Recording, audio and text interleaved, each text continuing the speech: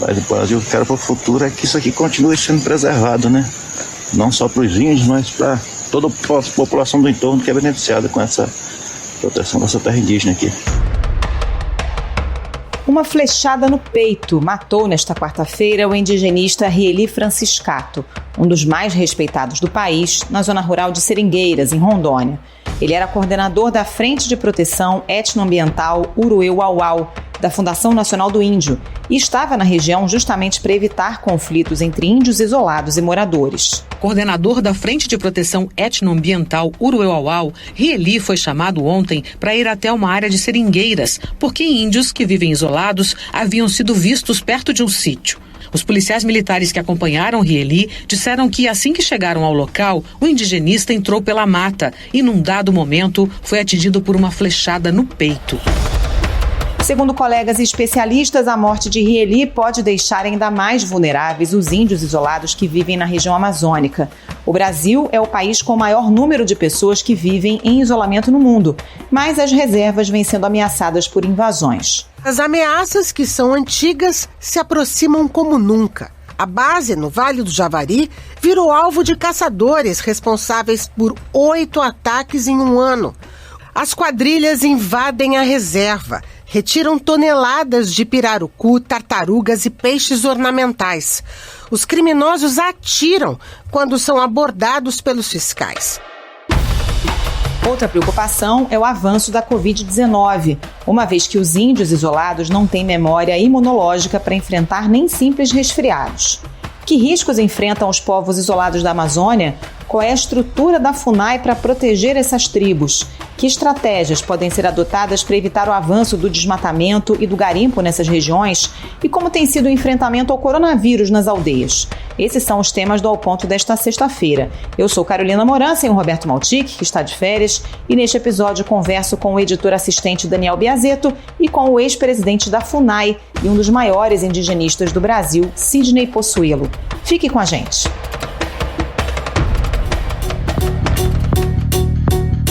Daniel Biasetto, quem era o Rieli Franciscato e qual era a importância dele para a preservação dos índios isolados? O Rieli, ele era um dos mais antigos indigenistas em atividade. Como servidor da FUNAI, ele tinha no seu currículo 30 anos de prestação de serviços em proteção aos isolados, né? E é considerado, né, por indigenistas e antropólogos e por imensa maioria dos servidores que trabalharam com ele lá, assim como uma das maiores referências que a gente tem na proteção dos índios isolados, né? Ele deixa um trabalho muito importante porque quase todos tinham saído já, né? A FUNAI tem feito uma reformulação muito grande nas bases de proteção dos indigenistas e tal. Ele resistiu, ele continuou ainda, né? Mesmo sendo um dos últimos aí a resistir a essa mudança. Agora, Daniel, além desse contato em Rondônia, grupos de índios isolados já fizeram contato, por exemplo, no mês passado no Acre. O contato foi com a aldeia Terra Nova, onde vivem os Kulina Madihá. O cacique da aldeia, Cazuza Kulina, disse que um índio brabo, como são conhecidos os isolados, chegou a pernoitar e a receber alimentos como macaxeira e banana. No dia seguinte, outras 10 pessoas apareceram, entre adultos, mulheres e crianças. Depois, todos foram embora. Por que esses indígenas estão saindo das suas aldeias? Tem alguma explicação para isso? Então, tem sim, Carol. Agora é verão na Amazônia, né? Então, ao contrário, né, daqui do nosso verão, que tem muitas chuvas e tal, lá é uma época de seca, né, e começa a rarear muito a alimentação dentro da mata. O que faz com que esses índios isolados, e o que foi que fez, provavelmente, com que esses grupos que apareceram no Rio Envira, foi no mês passado, né, eles tiveram esse grupo de indígenas, né, conhecidos como os isolados do Rio Envira, eles apareceram em uma outra aldeia de índios, esses índios já contactados, né, e teve contato, e eles apareceram ali Porque como eu falei, né, com o verão você tem a seca dos rios e dentro da mata começa a faltar alimento. Então eles tendem a vir mais próximo da beira do rio para se alimentar. Outro motivo que pode ser também esse contato é a possibilidade de algum deles estarem gravemente doentes, enfermos. Os isolados trocaram produtos e mantimentos com esses outros índios, né? Então a possibilidade de eles terem contraído, que seja uma simples gripe, né, é muito grande. Eu estava falando com antropólogos e tal, é muito provável que eles tenham voltado para lá contaminados, né? E a gente não sabe se eles estão morrendo lá. O que poderia evitar isso seria uma atuação mais presente das autoridades, né, do governo, da FUNAI e da CESAR.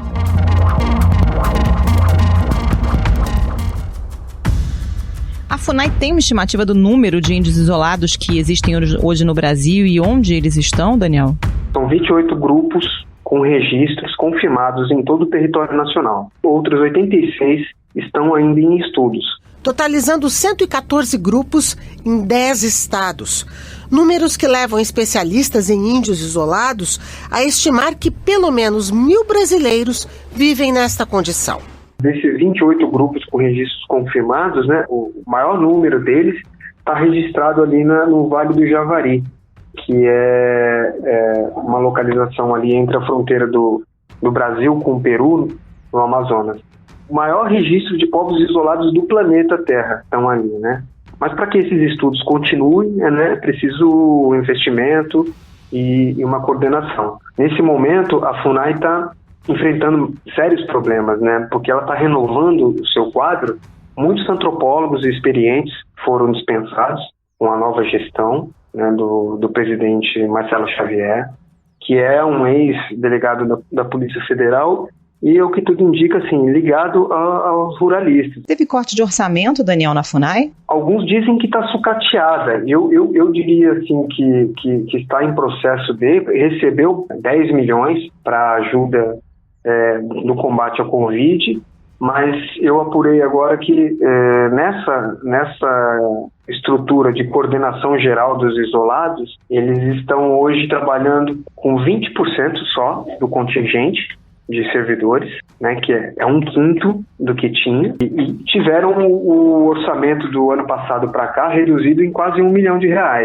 Um orçamento que beira mais ou menos os 6 milhões, esse ano teve um corte. E quem é que está comandando essa área que cuida dos índios isolados? O Ricardo Lopes Dias assumiu com a chegada do delegado da Polícia Federal, convidou o Ricardo e criou-se toda uma polêmica.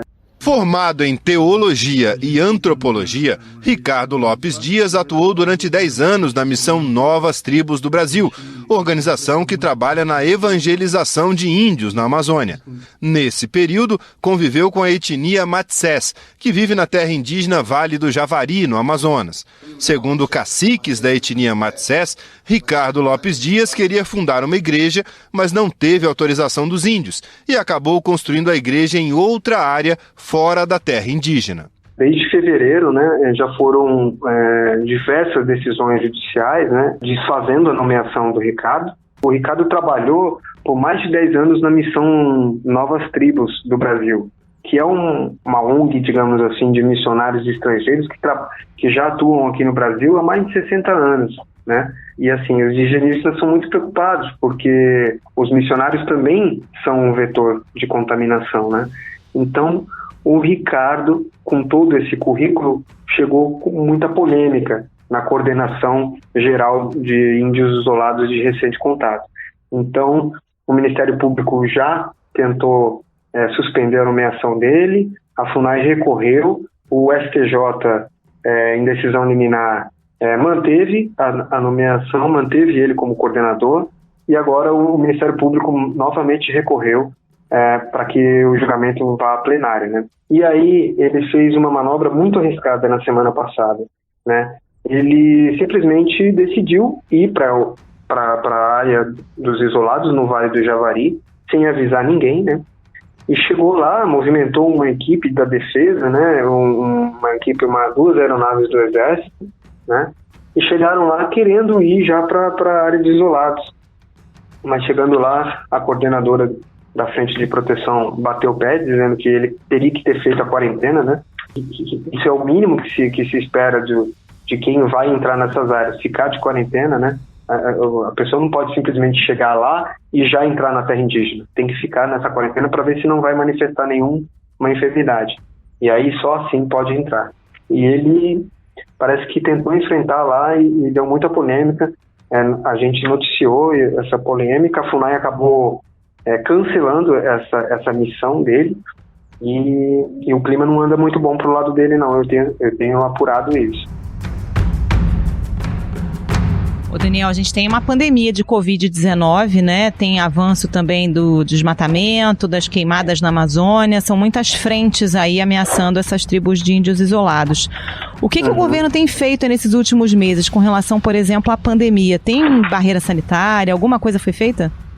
Olha, a questão está judicializada, porque no começo de julho, a articulação dos povos indígenas do Brasil entrou com uma ação, né, pedindo que o Supremo obrigasse o governo, né, a cumprir o plano, né, ou que apresentasse um plano de combate à Covid nas aldeias. O ministro Luiz Roberto Barroso é o relator da ação, né? Então, no começo de julho, ele determinou que o governo apresentasse, ele deu um prazo de 15 dias para o governo apresentar um plano, na verdade 2 planos, um geral para todas as aldeias, para todos os indígenas, e um outro exclusivamente para os isolados. O ministro Luiz Roberto Barroso, do Supremo Tribunal Federal, validou hoje o novo plano do governo para enfrentamento da Covid entre os índios. Em julho, o governo apresentou a primeira versão, que instituições de defesa dos povos indígenas consideraram genérica. No dia 21 de agosto, Barroso mandou o governo refazer o plano. A nova versão prevê que as terras indígenas sejam divididas em 2 grupos. No primeiro, de maior vulnerabilidade, em que estão, por exemplo, as terras dos Yanomamis, barreiras sanitárias vão ser implantadas imediatamente. No outro grupo, o governo vai ter até dezembro para implantar as medidas.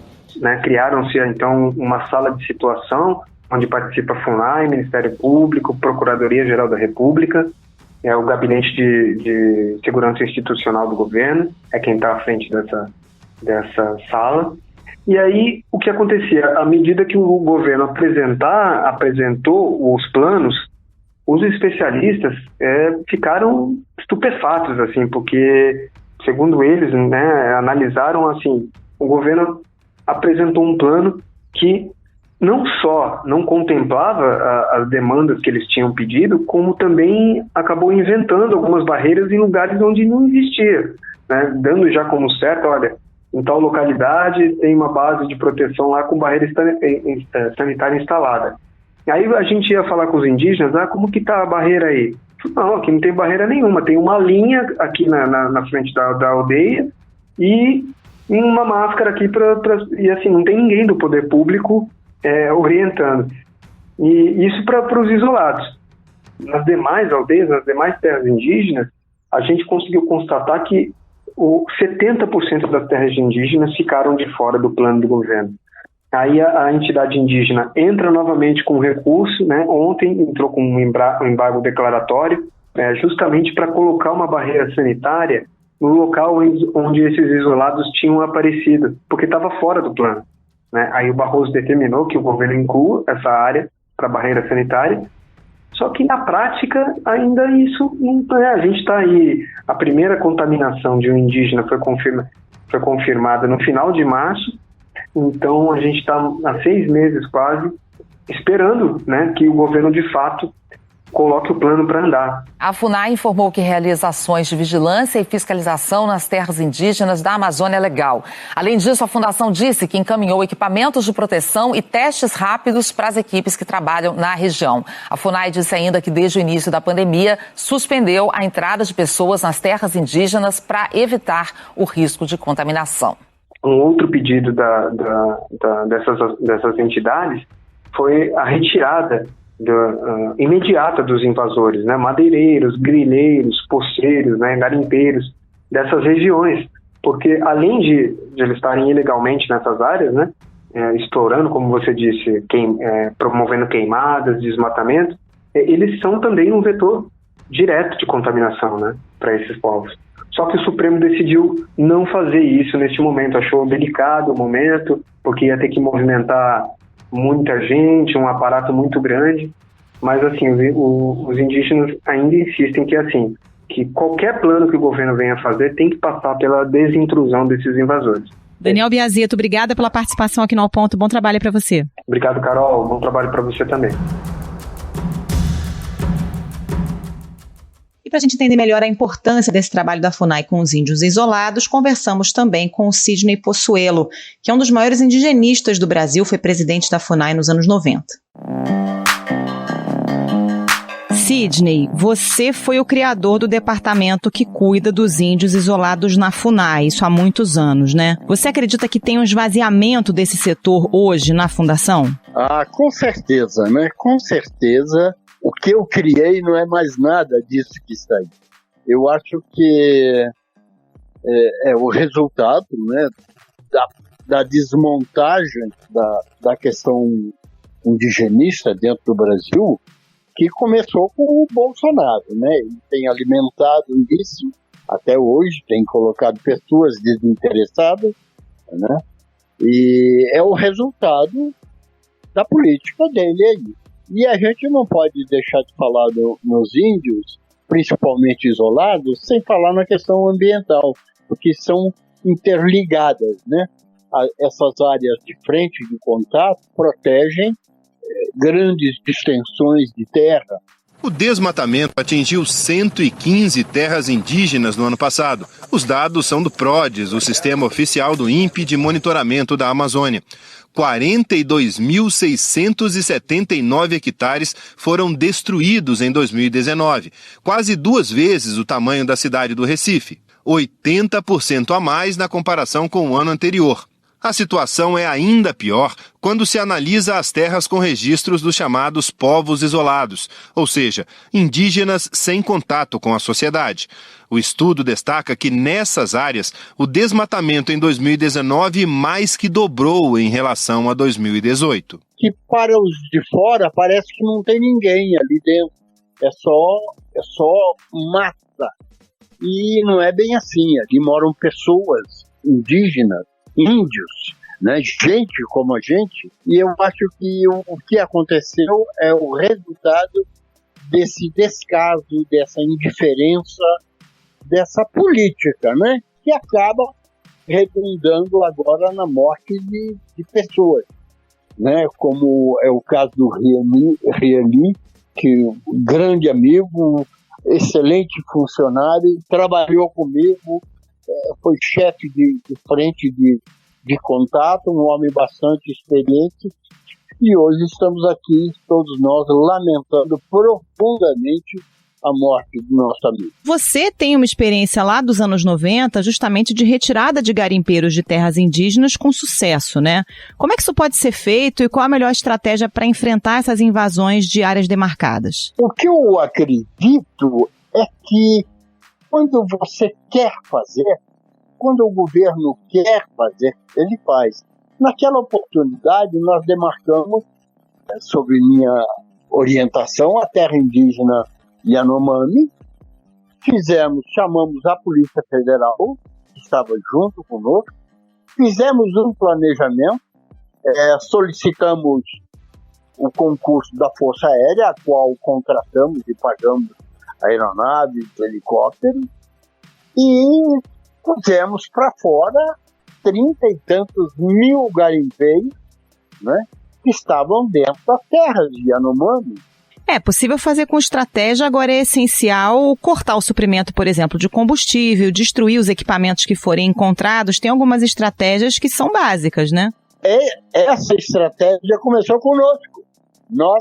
Exatamente isso que nós fizemos, né?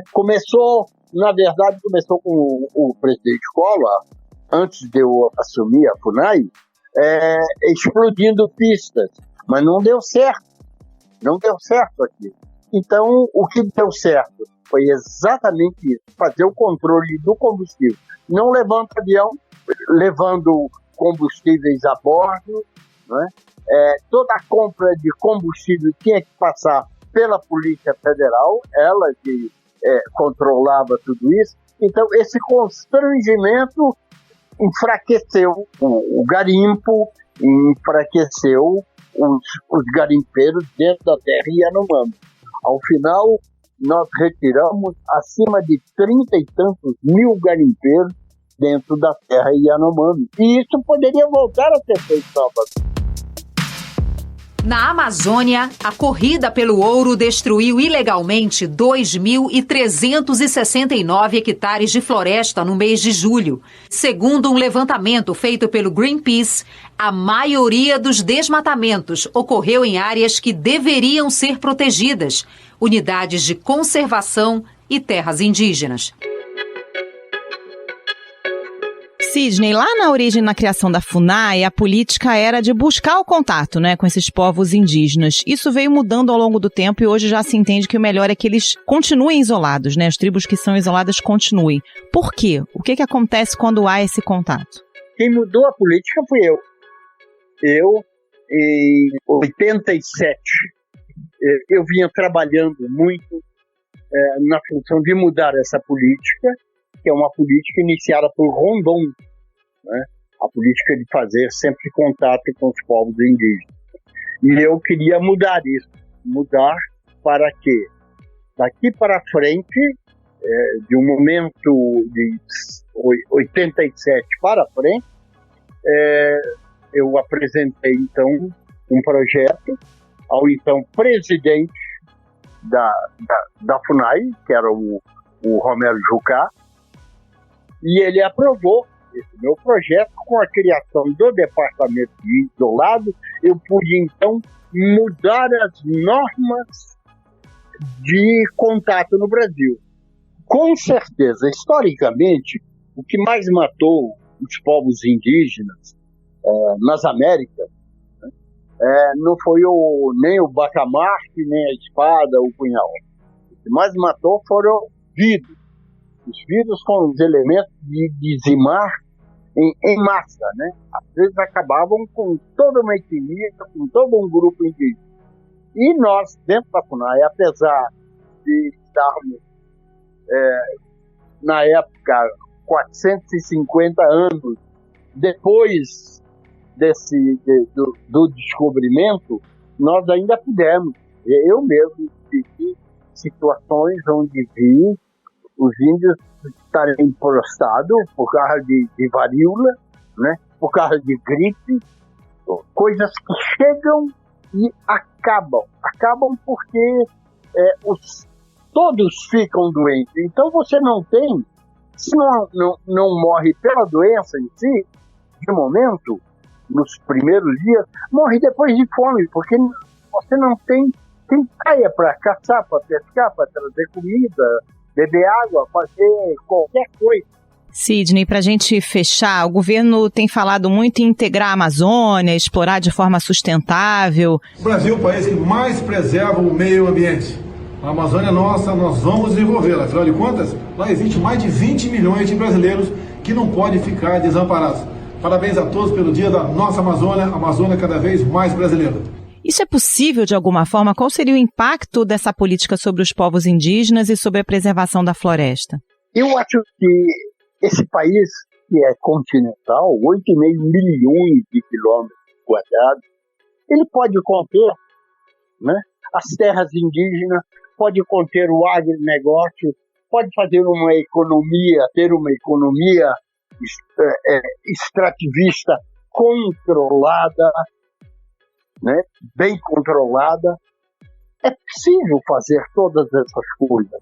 Temos as grandes reservas nacionais e as reservas indígenas, porque o país tem terra para todos nós. Nós não somos, nem os indígenas são contra o progresso. O que eles são é contra essa situação de descaso do governo. Sidney Possuelo, muito obrigada pela entrevista. Ok, um bom dia a todos. Obrigado.